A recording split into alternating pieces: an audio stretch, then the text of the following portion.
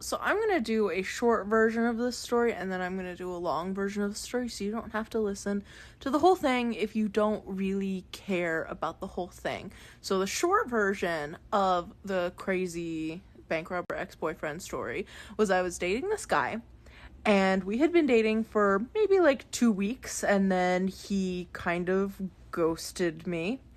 Come to find out, like a week later, that he had gotten married to this girl who I assumed was, like, his girlfriend before me, and that he was cheating on her with me, but it turns out that he was cheating on me with her because he had met her, like, the week after that we started dating, and then he had married her after, like, a week of them dating, and then I found out from her later on, because he ended up being a complete psycho.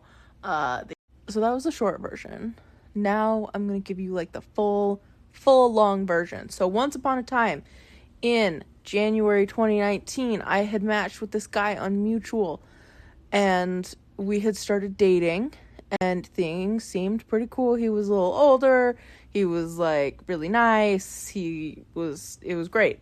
I thought this was great. I'm going to marry this man. We'd been dating for like a week and a half. Anyway, so he like got sick after like a week and a half of us dating.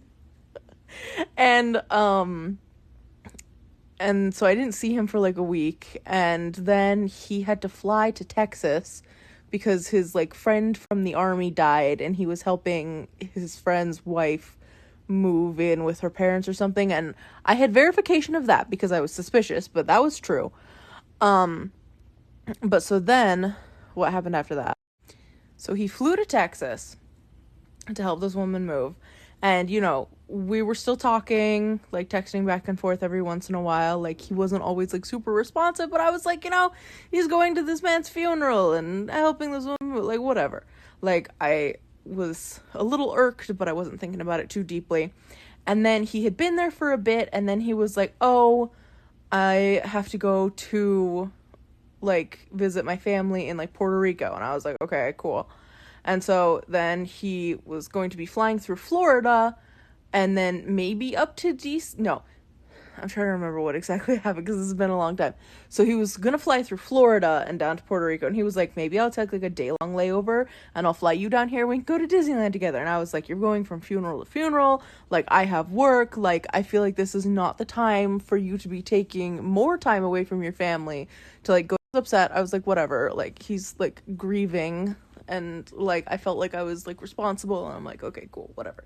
So continue doing that, things are fine. And then all of a sudden he is like not texting me much anymore, and I see that his like WhatsApp profile photo had gone from just a picture of him to a picture of him and this girl. And so I like called him. I was like, what gives? And he's like, oh, that's my cousin. It's just my cousin. And I was like, okay, whatever, like, he's visiting family, like, that makes sense, whatever. And then after that call, like, I didn't hear from him again, like, at all. And then a couple days later, I got on Facebook to, like, try and creep on him on Facebook, like you do. And he had unfriended me on Facebook, and I was like, oh, that's weird. And so then I, like, cried on my professor, and I cried on my mom, and at the time I was like, well, I mean, he found somebody else that he likes more. I pissed him off with the Disneyland thing. He doesn't love me. And so I was like, had my feelings, and I was like, whatever. And then like a week or so later, one of my really good friends, Nate, who does not have Instagram, but who is nonetheless a great person, got on Facebook, and he was like, hey, like, Hannah, your ex, like, his profile picture is him and like another girl. And I was like, oh, okay, interesting. So I get on and I find her through the profile picture, and I message her because like I would want to know if I were her. And I was like, hey, I don't know exactly what the situation is with you two, like whether he cheated on you with me or me with you, like it doesn't really matter to me, but because, like, regardless of the situation, if I was in that position, I would want to know if the man I was dating, like, had another girlfriend. Like, I would want to know that. So I told her, I offered to send screenshots. She was like, send me the screenshots. I sent them to her. She left me on red. I was like, okay, whatever. I've done my due diligence, washing my hands of this. Like, a month or so later, Nate tells me, he creeped on him again on Facebook, and he's like, hey, so I was looking it up, and your ex, got married, like, at the end of January, and this is, like, late February, and I was like, what? No. And I look at the date that he put on his Facebook, and he had gotten married that day that I had noticed that he had unfriended me on Facebook, and I was like, what? So in my brain, I'm like, okay, so he must have been cheating on her with me. Like, obviously they must have known each other before if they got married. Like, that wouldn't make any sense otherwise, right? So fast forward to August, like late August, I'm sitting in a meeting at work before school starts, and all of a sudden I get a message on my phone from this girl, from his wife, that was like, Hannah, you were right, I should have listened to you. And I was like, oh my word. And so basically what she said was that so she's Colombian, and she was like, yeah, we only dated for like a week. And I was like, like, and he wanted to get married super fast, and I thought it was weird, but I was like in love with him, and so I just did it.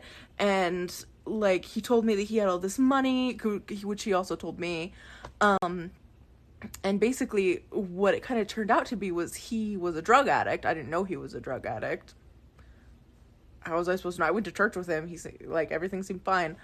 I guess drugs are easier to access in Colombia, so he was like, oh yeah, I'll get in with Colombia. We'll go to Colombia. He spoke Spanish. He was like, whatever, let's do it. Let's go.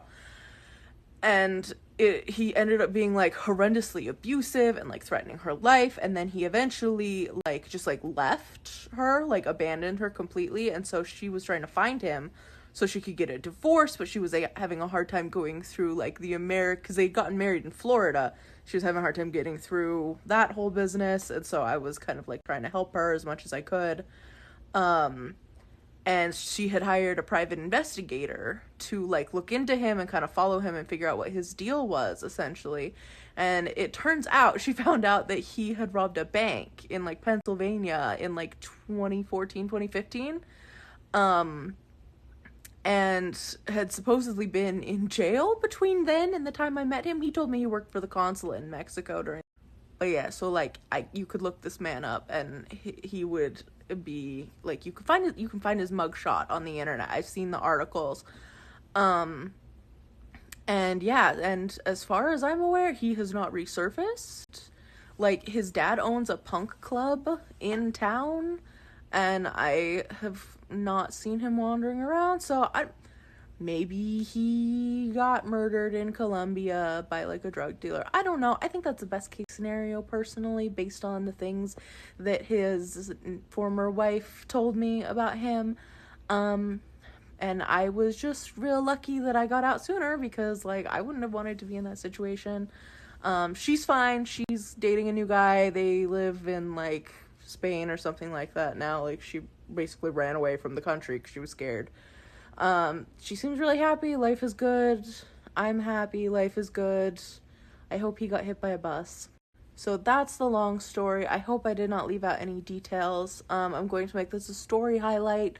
So if you are deeply curious about this and you want to come back and listen to it later for details for whatever reason, you can do that. I don't know why you would, but like, just in case, so I can point people to it, I'm gonna make it a story highlight. So yes, if you have questions, please let me know. I am happy to answer any questions that you have about this ridiculous situation. But the moral of the story is, make sure that you vet people more thoroughly before you plan to marry them.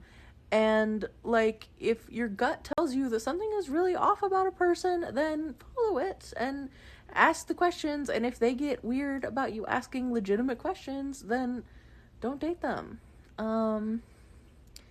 Yeah, good luck. Be safe out there.